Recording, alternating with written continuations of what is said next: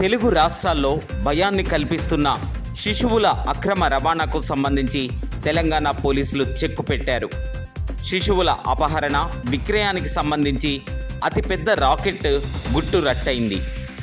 ఢిల్లీ, పూణేల నుంచి తీసుకువచ్చి తెలుగు రాష్ట్రాల్లో శిశువులను విక్రయిస్తున్న దందా బయటపడింది.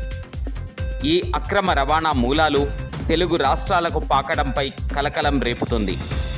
స్ట్రింగ్ ఆపరేషన్ ద్వారా ఆట కట్టించిన పోలీసులు 11 మందిని అరెస్టు చేశారు.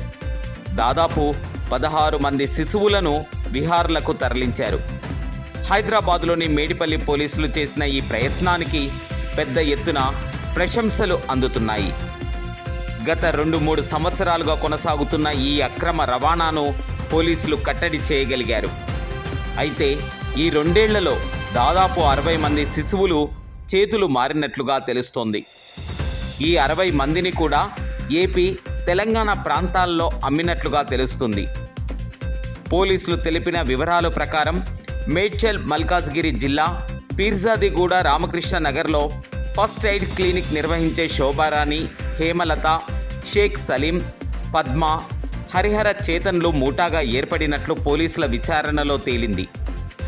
వాస్తవానికి ఈ ముఠా పిల్లలు లేని వారిని గుర్తించి అధిక సంతానం, ఆర్థిక సమస్యలతో బాధపడుతున్న దంపతులు ఉన్నారని, వారి పిల్లలను అమ్మేందుకు సిద్ధంగా ఉన్నారని, ఒక చిన్నారికి 2 నుంచి 6 లక్షలు అవుతుందని చెబుతారు.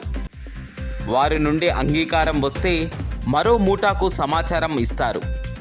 ఆ ముఠాలో ఉన్న కొంతమంది ఇతర రాష్ట్రాల నుంచి శిశువులను తీసుకువచ్చి ఇక్కడ ముఠాకు అప్పగిస్తారు.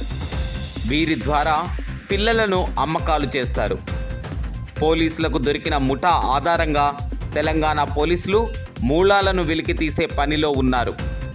అరెస్టైన వీరే కాకుండా మరికొంతమంది కీలక బడాబాబులు కూడా ఉన్నారని, వారి పేర్లు కూడా తెలియచేస్తామని పోలీసులు చెబుతున్నారు.